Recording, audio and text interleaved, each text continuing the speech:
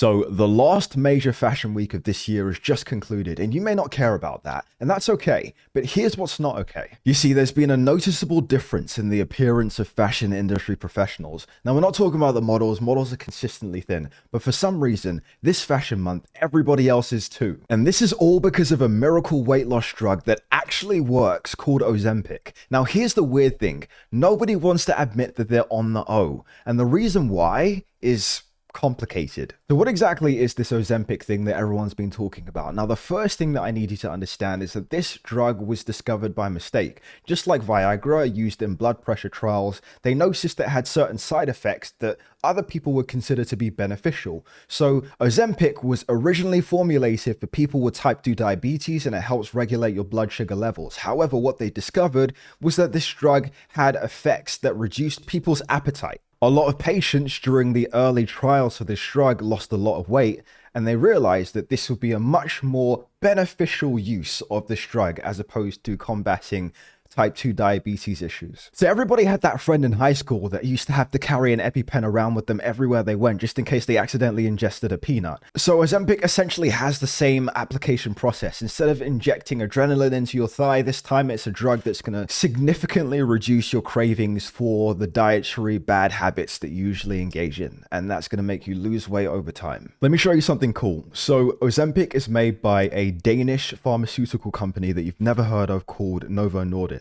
And this is their stock price currently. So over the past year, you can see that it's gone up significantly. But this is even more interesting. So each quarter, they're bringing in about $22 billion of net income. That's after all of their expenses. So if you look at this, over the past year, they probably brought in around $100 billion. And 27% of that is primarily from Ozempic. So you can imagine exactly how much money they must be making off of this. Now, what's even weirder is the fluctuation or the differences of the price of this particular drug in different markets. So in Germany, for example, you can buy it for $50 to $70, but in the USA, people are paying $1,000 a month for Ozempic. I'm actually curious to see how much this costs in the UK, so I've decided to start my weight loss journey with one of the most reputable pharmacies called Boots. So Wegovy is the official name for Ozempic, and depending on the dosage, the price goes up. And this price of $299, you get a dose increase every 4 weeks. So essentially, you take an injection every week, once a week, and each pen lasts for 4 doses, so you're paying up to £299 a month here in the UK, which is quite expensive. So in the UK, you're paying the equivalent of $400 for a month's supply of Ozempic. And here's my assumption. I don't have any evidence for this yet, but essentially, I imagine that in every country where there's more obese people, you're going to be paying more for Ozempic. And then in countries where there are less obese people, you're probably not going to have to pay that much for Ozempic because nobody wants it. So we have this awesome article from the Financial Times about Ozempic. Everyone's on Ozempic, so why will no one talk about it? The fashion world is embracing weight loss drugs discreetly. One of the most notable developments of Fashion Month, there's been a lot more space available. For a start, the benches have seemed roomier, and it's not for a lack of people at the circus. It's just that many of those people are now half the size. In the wake of widespread availability for weight loss drugs for more than a year now, we are beginning to see the true scale of the Ozempic effect. What I find curious about this new wave of waifs is how coy they are about talking about the drug. I've lost count of the number of newly emancipated editors and stylists extolling their current diet and brand new fitness regimens. I spent several minutes the other day discussing one editor's weight loss journey. He had shed some 20 kilograms since the winter, simply, he insisted, by taking his diet in hand. He told others that he had been using weight loss injections, which suggests he felt a stigma associated with the drug. And he might be right. Another editor railed against Ozempic cheaters who simply shrug off the extra kilos without using the traditional tools of denial, willpower, and hunger pangs. I think that it's really interesting how people who are obese or even just a little bit overweight are somewhat embarrassed about their physical appearance. But then at the same time, they also feel embarrassment about shedding that weight changing their appearance by using Ozempic. And I think one of the biggest things about that is that most people realize that it is somewhat of a cheat code. Like when you think about it, being able to spend $1,000 a month on a weight loss drug that's going to significantly transform your body, this is not something that most people can do. So I can understand that there's this feeling of somewhat shame, but when other people kind of see you and they know that you're thinner, but not because of the actual hard work and effort that they had to put in, because they can't afford this drug, but by the fact that you have more money than them and you've been able to utilize this to get that advantage and to get ahead in this artificial manner. Right now, there is a global shortage of the drug. Pity the poor diabetics for whom it was initially designed. And because of widespread uptake and patchy distribution, few definitive studies have been able to ascertain its long-term effects. Some suggested that most users will regain 2/3 of the weight they had lost within a year of stopping, and others that it gives people indigestion and diarrhea. When I talked this week to Dr. Nathan Curran, a longevity specialist at London's upscale private Mayfair Galen clinic, he noted that most of his clients on Ozempic expect to take a small dose for the rest of their lives. The only downside he had noticed was that unless patients made a significant lifestyle changes in accordance with rapid weight loss, they would have a lot of wasted muscle or skinny fat to deal with, and that their weight loss would likely plateau within 2 years. So this is a really important point, so I have a second source to back this up. So this is a study into the effects of Ozempic, and this is part of the trial for the actual drug, right?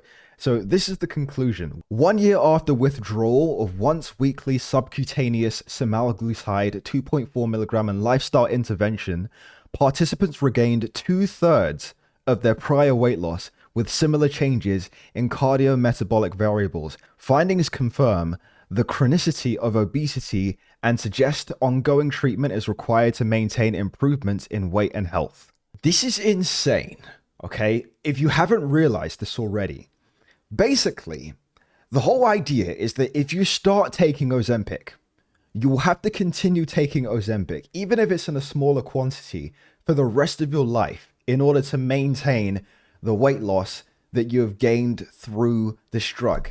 Like, as a human being, you should not need to rely on Ozempic in order to maintain a healthy weight. Like, this is just not something that seems normal or acceptable to me. I just think it's really strange that a lot of people, or more people, don't think this way or agree with this perspective. But from the perspective of a pharmaceutical company, they essentially want you to stay on Ozempic for the rest of your life because that will make them money. So if you start taking Ozempic, you're essentially falling into their trap financially forever. And if you want to get out of the trap, well, you're just going to get 2/3 of the weight that you lost back. So obviously, there can never be any mention of obesity in the media without mentioning Lizzo. Even Lizzo, the outsized singer, once considered an icon of body inclusivity and self-love, has started posting pictures of, or should that be in the parlance of tabloid journalism, flaunting her newly diminished figure on social media. Her appearance, she says, is the product of hard work, clean living, and regular skipping rope sessions at the gym.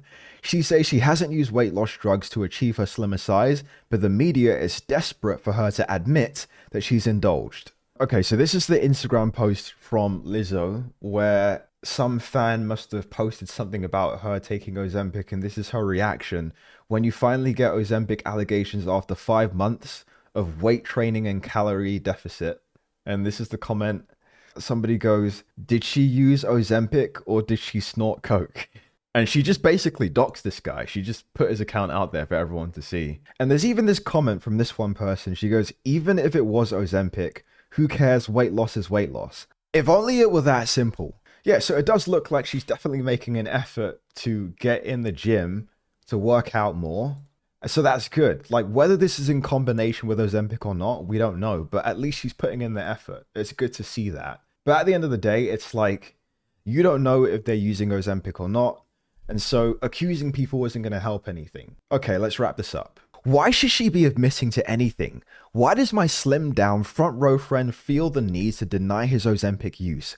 Why is the language of weight loss still so deeply coded in moral judgments and the unshakable belief in the deserving thin?